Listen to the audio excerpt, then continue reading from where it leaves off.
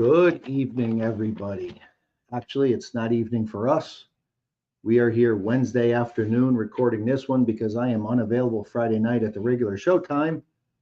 So we are pre-recording this one for you guys so that you don't miss an episode this week. I want to start by saying anybody in the beard community is probably familiar with who Tony Johnson is.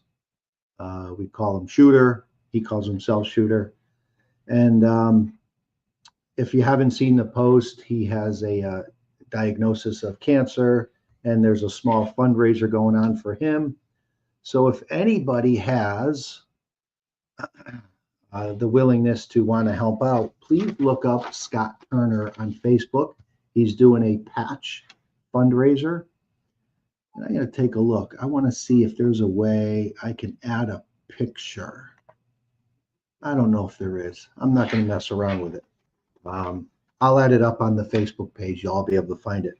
But please look up Scott Turner. Find the fundraiser for Shooter. It's only $15 for a cool patch to benefit Tony. And let's help this guy out. He's been in the bearding community a long time. Let's see. Next weekend, Cyan Beard and Mustache Competition, second one, Saturday, March 1st in Dayton, Ohio. If you're in the area, please come on by, check it out. It is part of a larger event called the Cyan Tattoo Invitational, which is 3 days long. It's Friday, Saturday, Sunday, same location. But please come on down, check those two out. As always, the beard and mustache competition is raising money for charity, just like most of these events do. And this one is for an organization called For the Love of Children. They service a lot of children in the local Dayton, Ohio area. They've got a ton of different programs. Great looking organization. Proud to be a part of it. I'll be happy to be there. So if you're in the area, come on down, check it out. Let's raise some money for a good cause. So in the spirit of raising money for a good cause, my first beard competition was in West Virginia last year, called the Appalachian Bearded Feud, put on by Chris Hall. And when I was down there, I had the pleasure of meeting the guest that we're going to have today. His name is Allister Stolas. So I'm going to bring him on, and we're going to have a little talk about his mental health journey through this world. So here we go. Allister, brother, welcome. What's up, brother? What's going on? Good to see you again. Good to see you as well, man. To be honest, I met a lot of bearded fellers there, last year, and I remember you and Doc, of course, Yes, sir. and both of you guys. We had some pretty good conversations. I do remember that. That was actually the last night that I wanted to drink. I tried to quit drinking for about 6 months after that, and I had a drink with all of y'all and everything, and I still try to stay on the straight and narrow with staying away from whiskey and stuff. It's not a good thing for me. But that was a great time, man. That was a random thing for me. I had no clue that I was going to even really what I was going to be doing. My buddy Matt Hatfield just dragged me along, said these guys are going to love you. Come on out. Made some great friends out of that, and now I'm going to be doing it again this year with Matt Hatfield and John Brandt and John Castle. So we're going to have 4 musicians out there this summer having a good old time all day long for both days. Excellent. I look forward to seeing you guys play again. Yeah. So explain myself. All right. Yes. Floor is yours. So my name is Allister Stolas. Obviously, I'm a traveling singer-songwriter based outside of Clarksburg, West Virginia. For the past 2 years almost, come June, it'll be 2 years. I've been on the road traveling all across the country. I've been all the way up to New England. That was my first trip. I'm currently in Florida, sitting in my car. I'm staying with a friend, but he's just outside of service, so I had to drive in to get some service. But I'm currently down here in Florida, supposed to wedge my way into some of these places down here to be able to play Bike Week. They don't a lot of these places say they don't have acoustic musicians, but they haven't heard me yet. So that's the way that I like to look at it. I sing with a lot of passion because it's been my entire life. I grew up in a music family. My grandma was the queen of country music in Cleveland, Ohio, in 1968, and my uncle was a songwriter for Cleveland International Records, and I kind of got it honest. And then 2 years ago, uh, my ex and I had we had a miscarriage, and then right after that, a couple of months later, it just kind of fell apart. And we were together for 14 years, and she left, and I broke. So I hit the road, and I haven't looked back since. In a way, I've been meeting folks all over this country that help me continue on my journey, because when I think that I'm not doing enough, they assure me that I'm doing more than I think that I am, just by making the posts that I do, and by going out going out of my way, in a way, to experience life. Like, a lot of people, they're real comfortable staying at home, which is fine, but I always had that wanderlust in me, and now I don't have anybody to, that relies on me or anything like Mhm. that. It's just me, and I've never really been just me. So now I live out every impulse. I travel the world or country so far. I'm planning on going to the world. I can't wait Mhm. to get to travel Europe and stuff. A lot of people tell me I ought to, but through my music and everything, I've been able to have a smile on my face now. Uh, I don't know how much is okay to talk about on here, but You can not say just anything you like on here. okay, cool. Not just music, but microdosing on psilocybin for sure has changed my outlook on life. I'm a very depressed person. Whenever I was a teenager, I tried to commit suicide, and I was diagnosed manic depressive and suicidal tendencies and bipolar. And I got some friends that think that they have the diagnosis wrong, and I need to go get checked again, which I probably do. Um, but I've spent my entire life fighting with that, on top of being ADHD and having to, try to navigate my life through, or my way through life, with everything firing in my head at the same time, trying to take those bits and pieces that I need and using those to move through life. My brain's always firing on all synapses, is the way I like to put it. Mhm. But having to deal with all of that, once I found psilocybin, it was always, people eat mushrooms and trip and all of that, but it's more than that. It's something that kind of, for me, and I can't help but smile whenever I'm, on my course of microdosing and stuff like that. And for months later, I mean, it completely affects the way that I view things, the way that I react to things and everything, because I've always heard that's the most important thing. It's not the fact that it happened, it's how you react to how it happened. And the Mhm. more that I'm realizing that a calmer, more thought out reaction is a better one. Um, Somehow I've been able to straighten myself out finally, somewhat, at 30 some years old in life. But I tell you, man, it's been one heck of a journey. I've slept out of my car most of the time. I've been all the way out to California off of $240 in my pocket, and that's it. Uh, there's a lot of times I'll go close to a week without eating, just because I'm just in an area where I don't know anybody and I'm not making any money or anything. And all I do to make money is go out and play on the street, outside of grocery stores and gas stations and stuff like that. And I'll try to find people that need some work here and there. labor work or anything I can do. I make jewelry and try to sell it that way. I'm an entrepreneur in all senses there, and I I just decided a while back, 2 years ago, that I was done making money for other people. I was done living for other people, and it's time to live for me. And Right. that all of that combined is honestly what's really helped my mental health. I don't have my guitar here. I didn't know if you were planning on me singing anything, but I have a few songs that specifically um, dip into mental health. I Mhm. think Chris might have sent you a video. That song "Tied a Knot" was one that I wrote instead of killing myself. I mean, Mhm.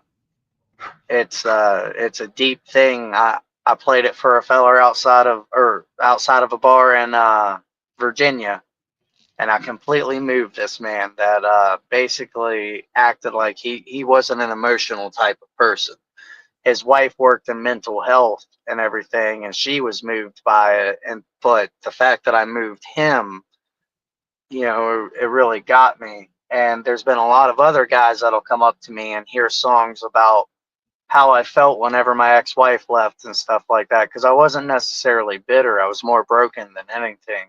Mhm. And they'll come up to me with tears in their eyes, and they'll say things, like, I'm a man, but I'm crying because, and it's just like, it's all right that you're crying, brother. I'm glad that you are, because you're tapping into something that you've been refusing to tap into, because society tells us that it's not okay to feel as men.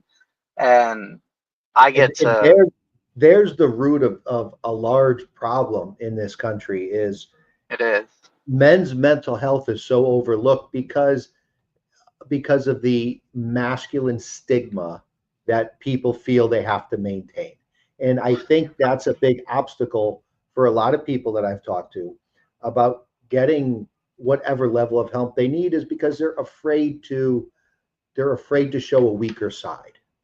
You're right. And it's not a weaker side by any means. Anybody that could talk about their feelings, in my opinion, and it isn't just because that I do it, but I believe that they're the stronger person. Um, Mhm. Through my travels, I've got to meet a lot of different spiritual folks from all walks of life. And spiritual leaders and all of that. And these men are the type that realize that it's not just, holding everything in and talking to your God or whatever. You've got to talk to each other. You've got to have community. You've got to have there's other people that felt the same way that you did. And if you talk Right. to your buddy and you realize, holy crap, my buddy has been going through this same thing the entire time. Like, I mean, it's awkward, if I'm being honest. When, like, at first, for me, going out to bars and stuff like that, and guys would connect with me just because of recent divorce or recent split and Mhm. stuff like that. But some of those guys have become my good friends. And it wasn't like we were sitting around hating on our exes or anything like that. We were talking about our true feelings. Like, we were Mhm. crying. And I, I have a way of helping people feel comfortable with those emotions through music and everything. Mhm. And because, I mean, you can't control what you feel whenever you listen to music. Correct. It's one of those things. I like to view it as alchemy, because I'm taking the vibrations that exist within music and the frequency that exists within music, and I'm using myself as a conduit, expelling that to you. And as long as you're receiving it, you're going to match that same frequency, that same vibration, which is me transmutating. I'm crazy, I know, but transmutating the vibrations and everything into what you should be feeling, what that song's conveying, because music's more than just beats and notes and Mhm. and theory. It's feeling, and that's Mhm. that's why it's so healing to me, is because I use my feelings And somebody said recently that singing with your feelings is sometimes exhausting, but also exhilarating. And I retorted with, it's always exhausting and exhilarating. Because if you're playing with all of your feeling and all of your soul, you're going to be exhausted by the end of it because you expelled so much that everybody else received.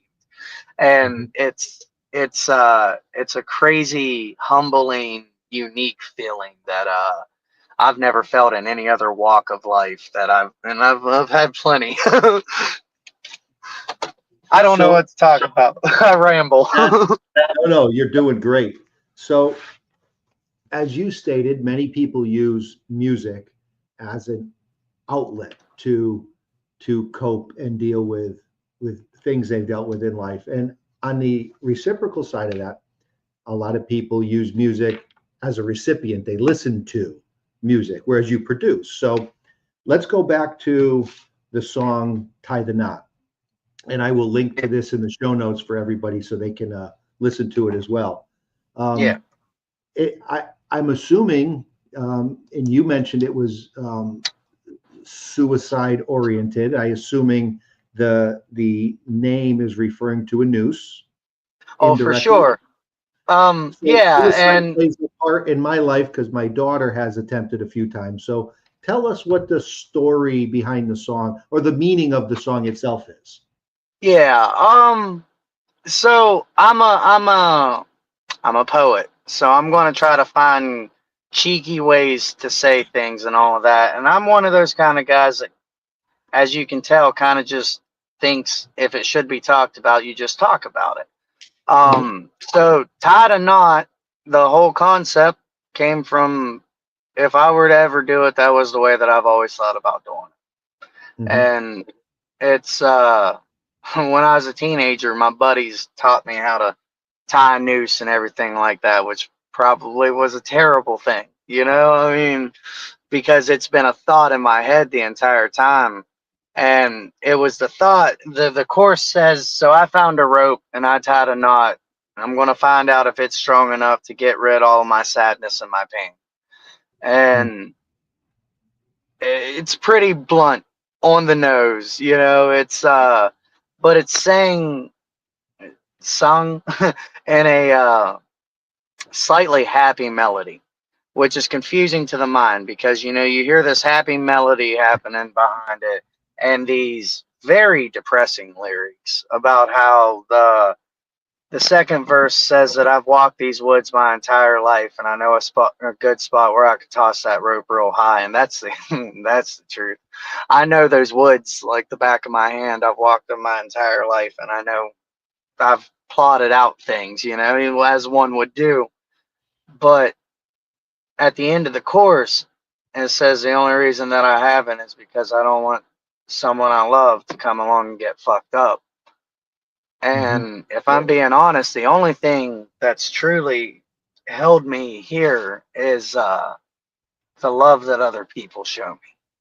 mhm, It's not me. There's nothing in my life that particularly makes me want to stay alive. Um, but the impact that I have on others, just from waking up and trying to figure out what I'm going to do with my day every day, has kept me going. Uh, I got a buddy I randomly met that works at a kind of like a retirement home in a way, and he found me playing outside of a grocery store, and he gets a hold of me probably once a week, sometimes a little less now, but that man's always contacting me, calling me, messaging me, saying, "Hey brother, you keep going. You're doing a great job and you're keeping me going, man." And that one person is more than enough for me. I'm sitting here. I just got done counting change to go buy me a drink. That one person's enough for me to be out here risking everything as far as, you know, a lot of people are concerned, just because I know that the impact that I'm making on him through my songs like that, because I've Mhm. played that song for him, and I've played my songs about drinking for him, because I have a, I have no issue with people that drink, but people that drink in excess, I just wish that they'd look inside themselves and maybe try to figure out why they want to numb everything so much, because that's Mhm. what it was for me. That's the only reason I wanted to drink in excess, was to numb everything. But back to the song topic, it was literally just like tied a knot, and I was uh I was in a very bad place. It was about 2 months after my ex-wife had left me, and I didn't care what anybody said. Didn't Mhm. matter. Everybody was telling me everything's going to be okay, and I I've always been a hopeless romantic type. I kind of throw everything into the same basket, all my eggs in the same basket, especially with a relationship like that. We've been together for 14 years, and I was the guy that thought that it'd never end.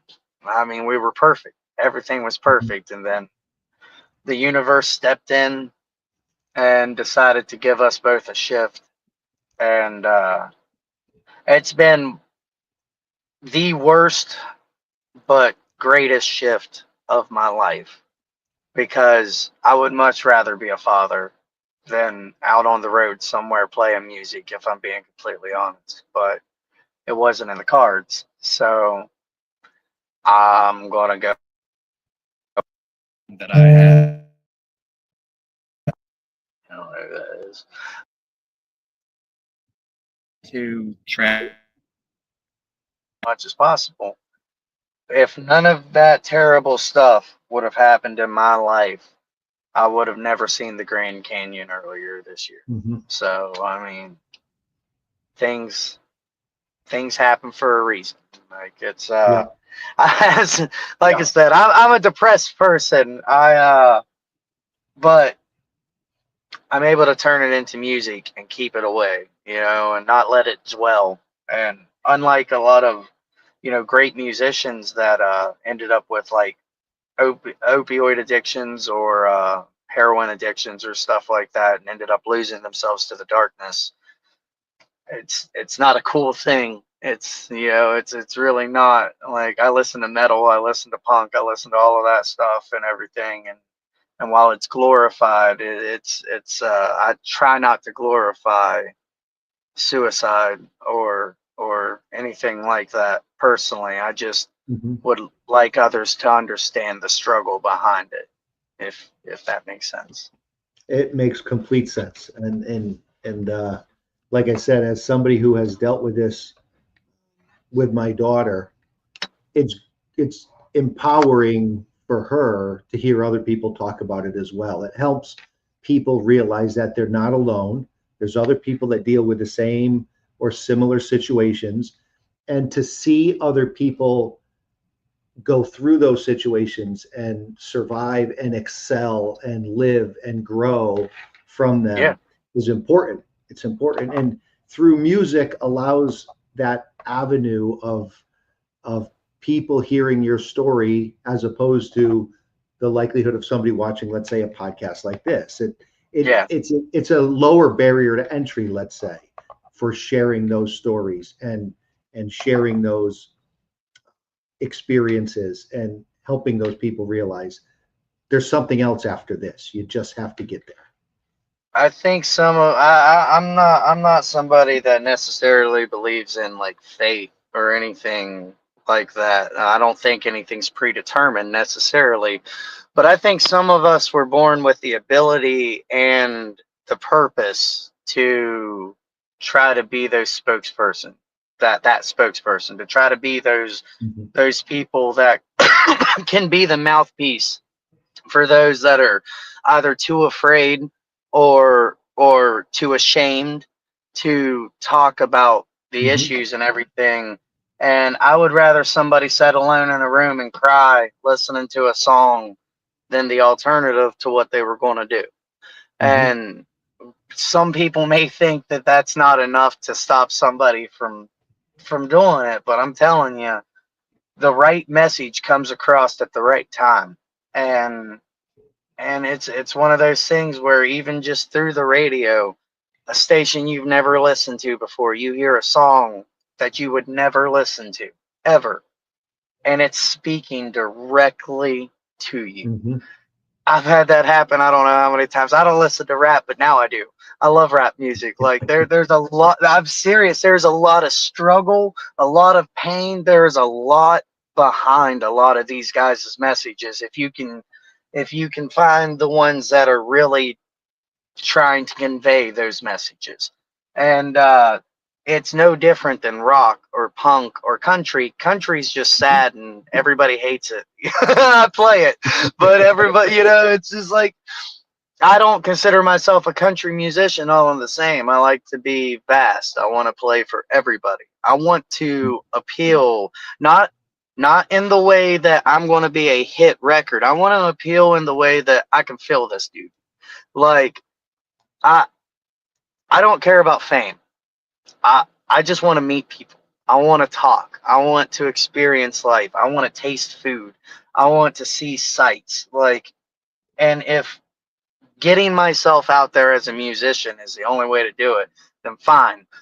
But if I'm going to do that, I'm going to have something that means something and not just Hmm. absent substance to throw out to the world and hope everybody dances to it. It's I'm an artist. I'm sorry.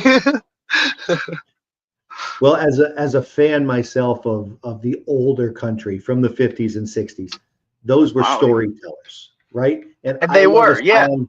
You're right. I love a song that means something. It's like you said, it's not just emptiness that you're hoping somebody dances to. There's a story, there's a meaning. There are life events that happen that led to the writing of those songs. Yeah, And to your point, it doesn't matter if it's rock or metal or rap. That's just the one particular vehicle that that person used to get that story out there. you're right.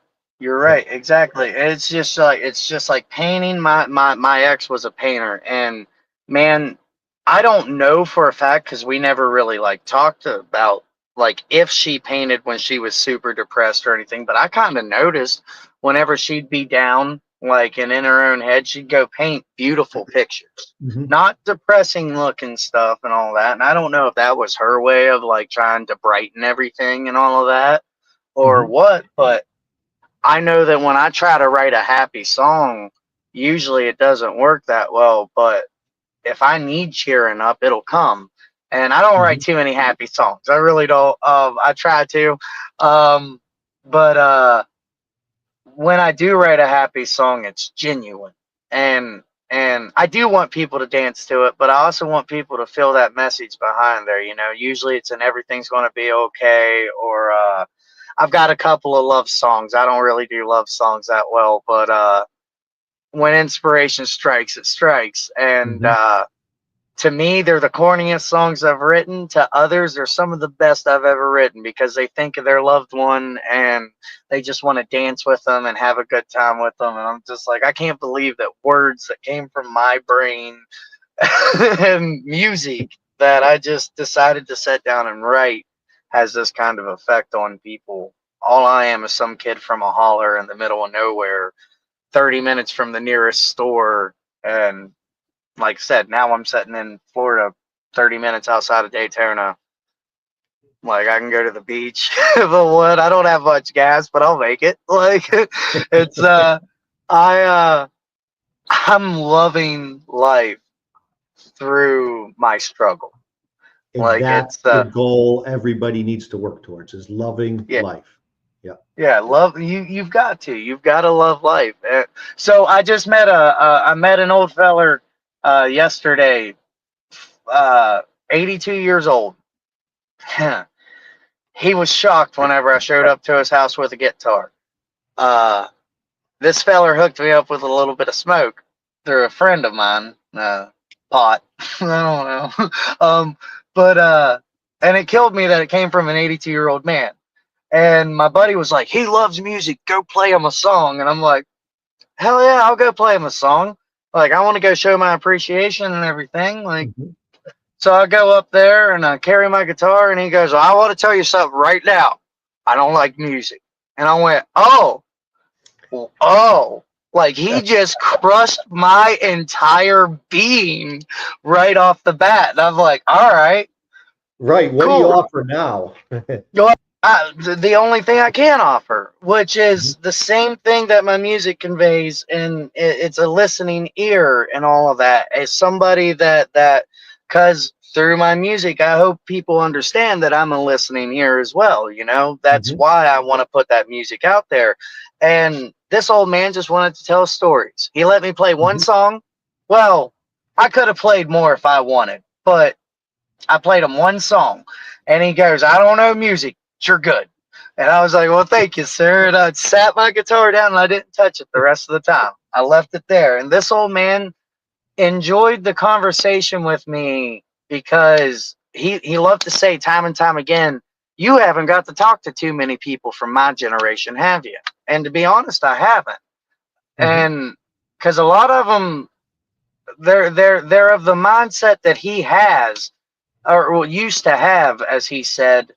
He liked to liken himself to Archie Bunker, which I don't know the show, but I guess he's some, from back in the day, one of those guys that was like Red Foreman from that '70s show, them damn hippies.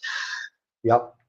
Here I show up with a guitar, long hair, all of that, and he's just like, "Oh God, this damn hippie." But he literally just hooked me up with some smoke. So like, it's like you're conflicted, sir. Um, but he talked about his time living in California and all of that, and how growing up he had experiences with peyote and with psilocybin mushrooms, and how they were life changing things, and how more people need to realize the magic of those kind of things because they open you up to. I believe, and I think that he does too. I don't think he knew how to phrase it, but they open you up to this whole universal thing, this oneness together. We all just need to love each other, as hippie as it Mhm. sounds, but it comes through. The message is really, it comes through whenever you let yourself go to stuff like that. And like I said, I might sound like a madman talking about it, but there's science behind it. It's not just, me thinking that this is how it all works. I've actually seen some of the lectures that have been given about, the effects of microdosing psychedelics in general. And this old man, 82 years old, somebody that is from eras ago. I mean, it's hard to fathom. He's talking 30 Mhm. years ago. I'm 33 years old. I'm like, I was 3 years old. And he would just go, wow. And like, he would just sit there and think, like, it was hard for me to fathom as well. But he's had these concepts in his head for about 30 years. And he rarely meets somebody like me Mhm. that will just openly talk to him about anything like that. And he said multiple times yesterday, he said, "I really don't know how these kind of events keep happening in my life. Like meeting people like you, I truly don't know Mhm. how this type of stuff keeps happening." And it's crazy because I have those same thoughts. Like this old man, like I would have never gone up and talked to this guy if my buddy hadn't told him that he likes music, or told me, and then he doesn't like music, hates music as a matter of fact, but is still willing to sit there and have a conversation with somebody, shoot, what, 50 years younger than him. So like, Yeah. and he relished in it. And I know that the old man forgets easy, but I know that I also had an impact on his life just by coming in Mhm. and sitting there with him. And that wasn't my intention. My intention was literally to go listen to an old man tell some stories. Because as soon as I heard he was old and he liked to tell stories, I was like, oh yeah, I'm gonna go talk to this feller. That's my thing. That's why I travel and play music and tell stories. I like to gather other people's stories. Um, Mhm. there's an old Norse deity named Odin, and Odin traveled all around gaining wisdom and knowledge, and he walked amongst everybody and would ask questions to the humans and stuff and figure out how they thought about things. And he might have been a god, but he was also learning from everybody else around. And Jesus did, the same thing. He took his walk amongst everybody, and Buddha did the same thing. And I kind of like saw all of these connections there, and I'm like, all right, I'll try it out. Like, and There's been dozens of religions over eternity that have all had similar characters with similar yeah, stories, but they all carry the same message. yeah, that oneness, that love, that Mhm. together, that compassion, and Right. that's the thing for me. Like, I don't know if that compassion truly exists in some parts of the world anymore. Like, Mhm. it just, it's inside, but they don't know how to show it. They don't know how to look out for their fellow man and stuff like that. I'm a bleeding heart though, so I feel sympathy for a lot of folks that a lot of others would instantly, kick down the road. Whereas I Mhm. would open my door to them and give them a meal, just like people do for me constantly. And that was well before this journey and everything that I've done. I've let a homeless dude come stay with me before. He was working with me and was talking about how he was at the homeless shelter, and I was like, "No, man, you come stay with me." And he stayed with me for 2 or 3 months and all of that. I didn't even know the guy, and I've always been that kind of guy. When people say, "Yeah, you care about him, won't you take him in?" I have. Um, I've tried to help any way that I possibly can. Don't think that people like me don't exist out there, because I know there's more bleeding heart, compassionate, loving folks out there that truly care about humanity.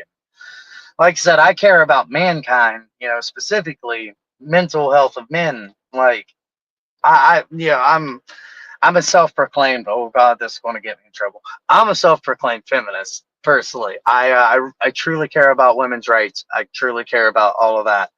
But I also really care about men's, mental health, the Mhm. way that we perceive the world, the way that we're toxic masculinity is a real thing, and that's the reason that I'm concerned.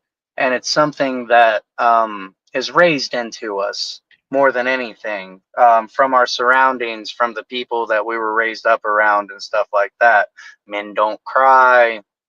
Men don't say "ouch." Men don't have long hair.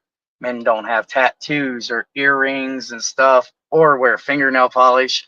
Uh, I love to break all of that. Like, I mean, just tell me what I'm not allowed to do. I'm not allowed to wear a dress. Oh man, there were musicians in Kentucky. I think it was Kentucky or Tennessee. One of them said no dresses on stage. Men can't wear dresses on stage, and these musicians kept going out there in dresses and stuff. Like, I mean, don't tell me what I could do. Like, this is an artistic freedom. This is me expressing who I am. And while I'm not gonna wear a dress. I will wear a kilt. But if I want to, I'm going to. Like, and I'm going to show that it's okay for anybody that wants to feel this way to do the same kind of thing. Like, because we're all stuck on this rolling ball together, and it sucks. We can only make the most of the lives that we've got. Mhm. Talking about that old man, the main reason I brought him up was because he left me with a couple of messages, but one of them was, figure out who you are. Be proud of who you are. Go to a place where you can be proud of who you are. Yes, sir. Like that type of message is the exact reason I wanted to go talk with him, because Mhm. I didn't even know I was going to get that message from him. I had no clue that this guy lived out of his van for 20 years on the beaches of California, selling beer on a nude beach without a vendor's license. Like, he was doing the whole thing. He was like, they do, but they left me alone. Like, he just ride his bicycle up and down this beach selling beer out of a cooler on the front of his bike for 20 years. And that's how he made his living, living out of a van. He said, I like to call myself mobile homeless.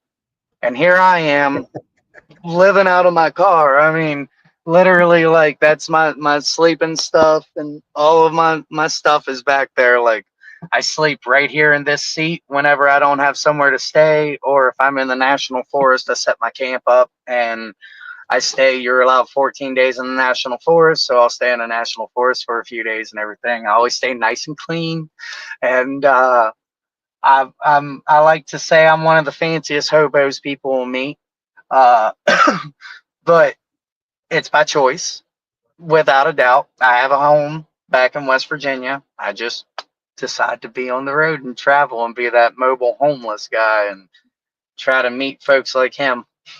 Sorry, And do what you still good love and enough make stuff. music Yeah, and affect people's lives in a positive way. And who could ask for anything more?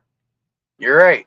You're right. Mhm. I mean, honestly, I Well, can't I want complain. to I want to tell you, I appreciate you taking the time and going deep like you did and telling people what you've been through and how you've adjusted. I'm sure it's a positive, meaningful message for a lot of people that are going to hear this I to hope learn so. and grow from it themselves from hearing your story. Um, if they want, they can check me out. I mainly post on Facebook. But I post my journeys. Usually every morning I'm posting some kind of good morning message and stuff like that. But Mhm. Allister Stolas on Facebook, the Stolas Project on TikTok and Instagram. And as soon as I get the fundage, I'll be uploading some singles to all streaming platforms. It'll be under the Stolas Project. Um, I'm looking for any gigs anywhere. I'll play in a porta potty if they pay me enough. Uh, I don't really care where it is. I love to travel, and I, I bring I bring an experience. I'm not just a musician. I I'm a whole vibe, as I've been told. But I'm not the kind of guy that just shows up and plays. I like to mingle, hang out, as I said, get to know people and all of that. Well, And I'd love to come play anywhere that anybody would like to have me, and just got to get yeah, a hold of me at any of their spots.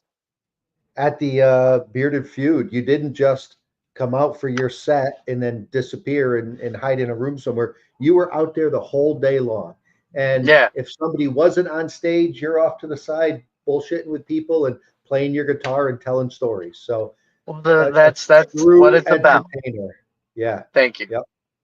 And I'll make sure we put all of your contact and social in the show notes, Cool. plus your press kit. So everybody who wants to get in touch with you certainly will have the ability to through the show notes. Hey, might I also say thank you for giving a platform out like this? I see that you're the co-host. I hope to meet the host someday. Um, I I think it's awesome. Like my buddy has a podcast. If you don't mind me plugging another Please, podcast real quick, please do. West Virginia Songs and Stories. It's on all streaming platforms as far as I know, not YouTube, but Apple and Spotify and Mhm. all that. I'm the third episode, but listen to everybody else. I ramble, as you can tell, but he does this, but for West Virginia musicians specifically and songwriters to get their songs out there, their message out there, because we believe back home in West Virginia that we've got quite a good bit of folks like me that Mhm. need to be heard without a doubt. And I ain't one to take the whole pie. I want to share the pie as much as I possibly can. So West Virginia Songs and Stories, and thank you, seriously, thank you so much for giving opportunities like this to be able to tell our stories and hopefully have an impact on others. That's all we can hope for is that it helps other people as well.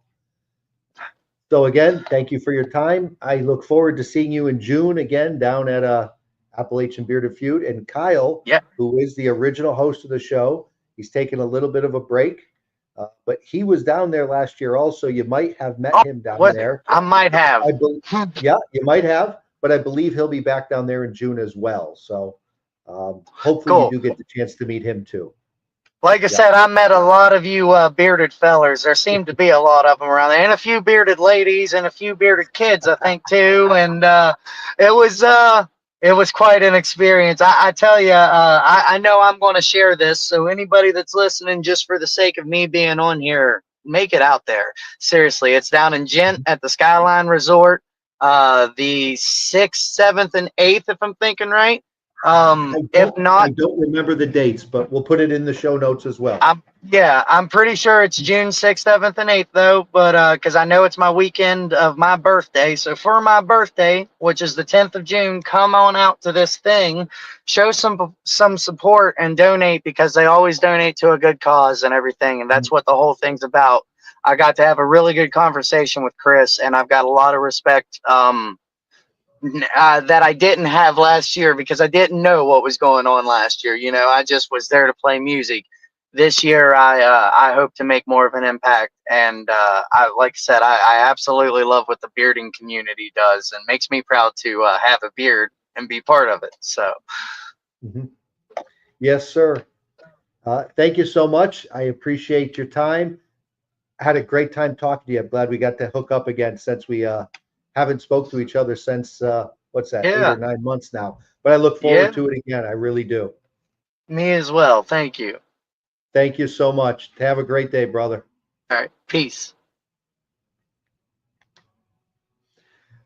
Well, that was a deep story he really shared. A lot of personal information there. I hope everybody checks out his music, and if you're looking for somebody to play something, whether it's a birthday party or a night at a bar that you need a musician to come in and play and entertain for the night, please look him up. He's a great musician, a great guy, always willing to help.